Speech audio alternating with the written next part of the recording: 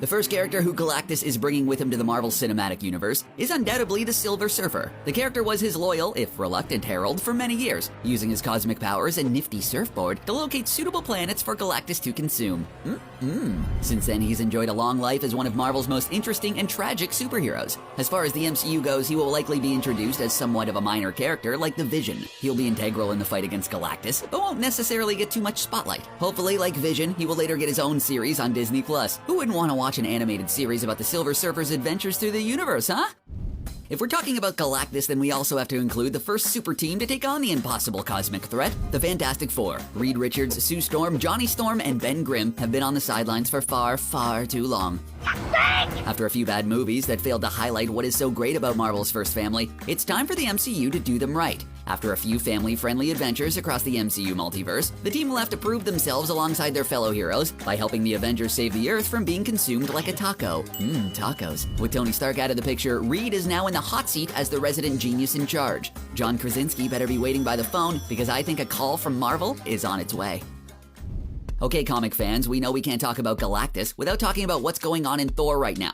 For those that don't know, the fabulous Jason Aaron run, which introduced the Jane Foster Thor, we will all get to see in Thor Love and Thunder, is being followed up with a run by Donny Cates. It follows King Thor as he reluctantly becomes Galactus' newest herald to fight against a new threat facing the universe. To top this arc off, he literally uses the power of his father Odin, combined with the cosmic power bestowed upon him by Galactus, to literally slay the all-powerful being. I mean, that just has to be in a movie, right? Thor may have messed up in taking down Thanos in time for the snap, but this would be the ultimate redemption. Also, it would be the coolest thing the MCU has ever done.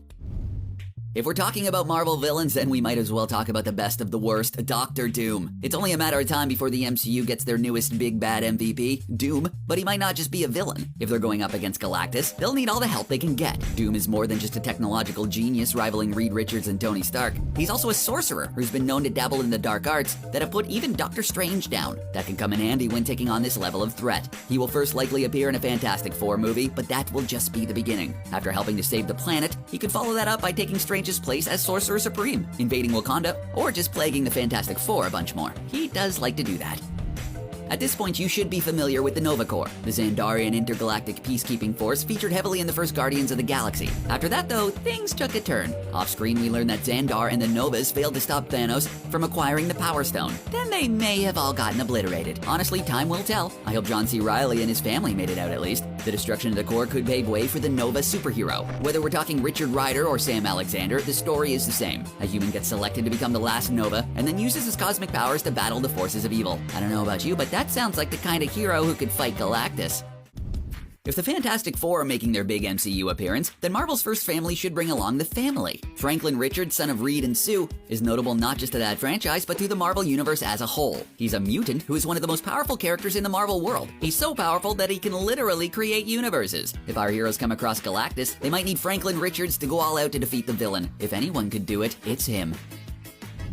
Okay, they don't really interact with Galactus much, but come on. We gotta talk about the X-Men, right? This superhero team was saved from 20th Century Fox's questionable choices of late. Some of their movies were great, but the world does not need another Dark Phoenix. It seems likely that the X-Heroes could prove to be the MCU's long-term plan now that Tony and Cap are gone. What better conflict to bring them into the fold than by taking on the biggest cosmic threat the MCU has faced yet? The X-Men have a wide variety of super powerful heroes that can do a great deal of damage to Galactus. Honestly, it would be cool just seeing Professor X try to blast him with psychic powers. I'm not even certain he could hold off a will that strong. Good luck recasting Professor X, Marvel. What have you done? Yikes.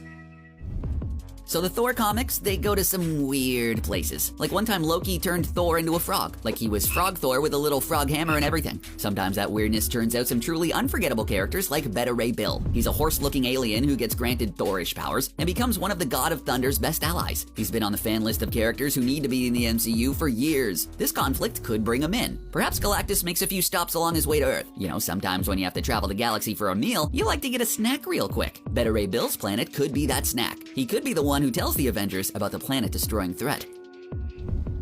With Cap and Iron Man gone, the MCU is going to have to populate its world with a bunch of heroes to fill in such monumental losses. One of the most interesting heroes they could get to do this is the Sentry. This Superman-looking hero is your standard cape-wearing do-gooder with a dark secret. Like, literally, his secret is super dark. His monumental powers come with a catch. The Void is the equal and opposite reaction to the Sentry's good deeds. It acts as a malevolent force that makes the Sentry's superheroism almost not worth it. This complex superhero could make for quite the interesting turn if he both fights against and maybe works for Galactus. The Justice League Snyder Cut is what everyone's talking about right now, and for good reason. The thrilling reimagining of the, let's say, disappointing movie is a testament to the strength of fan love. That being said, is anyone talking about Marvel's Justice League coming to the MCU? The Squadron Supreme is a superhero group comprised of characters who are designed to resemble the Justice League. It might be entertaining to see the US government form a team as a response to the Sokovia and Thanos situations. They could act as the first wave against Galactus, getting mercilessly destroyed before the Avengers arrive. This could serve as a good way to show how much of a threat the monstrous villain truly is. Galactus is an intergalactic threat. That means that unlike the conflict with Thanos, our heroes might need galactic allies. While there have been some ups and downs with them over the years, the Shi'ar Empire might prove to be worthy allies for our heroes. The X-Men could be in charge of bringing these allies into the fold. They've been both enemies and friends to the X-Clan over the years, so this could be a lot of fun. You know, it'll follow the standard first they fight, then they're friends superhero structure. Hey, if it ain't broke. If we're going to see the Shi'ar, then that means we have to see their coolest hero, Gladiator. This guy is a straight-up powerhouse who could easily go toe-to-toe with the MCU's best. After taking on the X-Men, he'll lead the battalion of Shi'ar warriors who will join the fight against Galactus. If the Sentry does go bad and possibly becomes a herald of Galactus, it would be amazing to see these two superhero heavyweights duke it out. I'm pretty sure Sentry would win this by a mile, but the actual fight to get to that place would be super entertaining.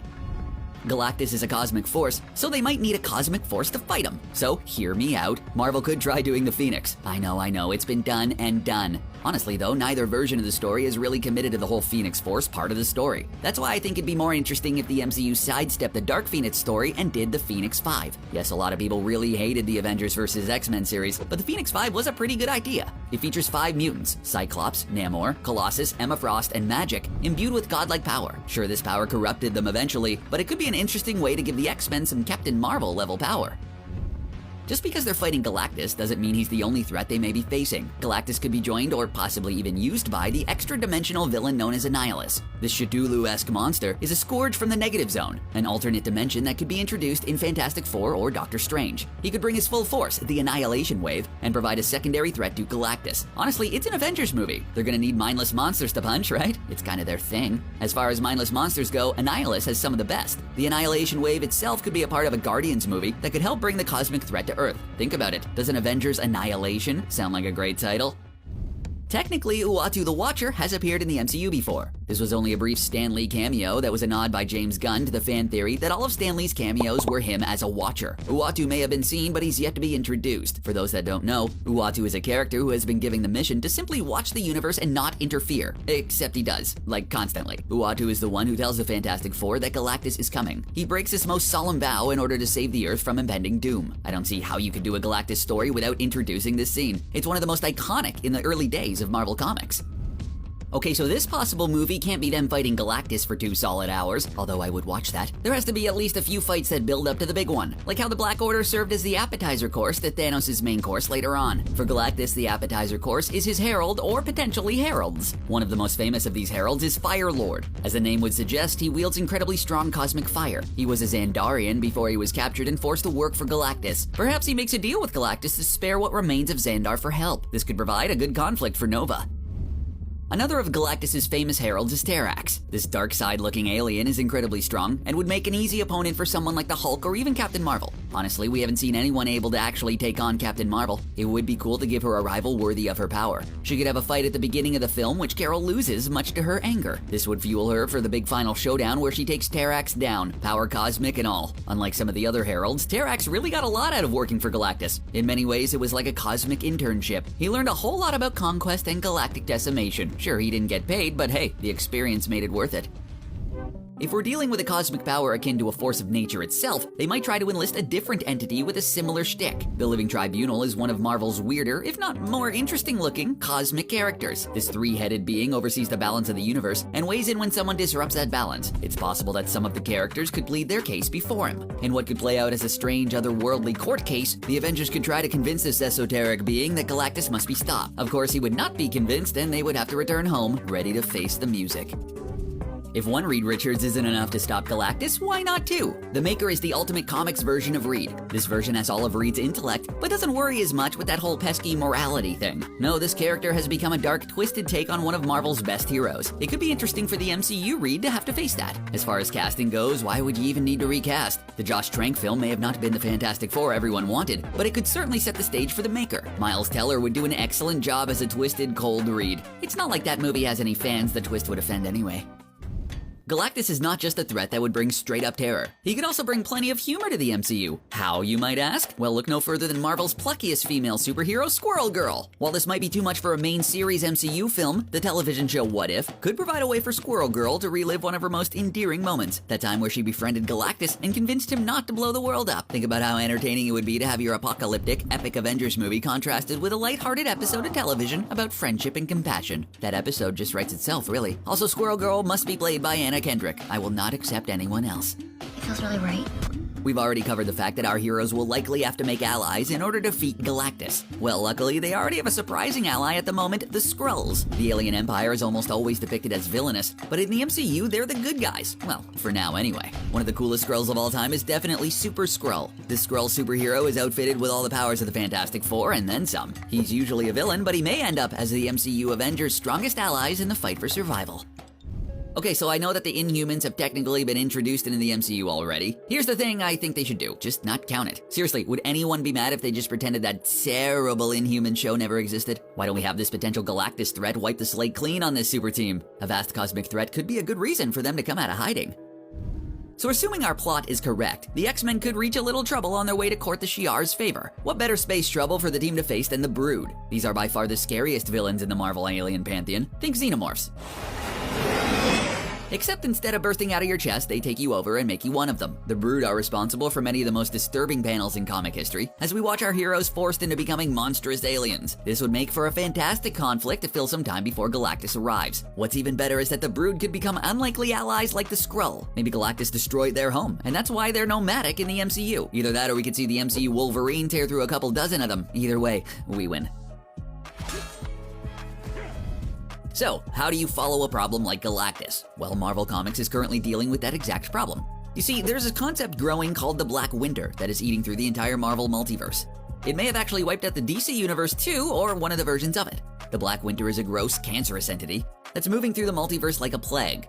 This could be presented as the next problem for the Avengers to face as they defeat Galactus, or potentially as the method in which to destroy him. This is a threat even Galactus fears. Let's face it, this is going to be a heavy movie. There's just no way to get around that in a movie that is basically a disaster film where you can actually punch the disaster in the face. So I think they'll need a little levity. Who better to provide that levity than Ryan Reynolds' Deadpool? Honestly, there wouldn't be a single scenario we've pitched today that couldn't be made better by sarcastic comments from the merc with a mouth. I don't even care what his role in the conflict would be. He could attack Brood, help the Fantastic Four, or even join the Avengers. Marvel just needs to make him MCU canon already. Or maybe he's the narrator of the whole movie. Yep, there it is. You're welcome, Marvel. I'm thinking it over.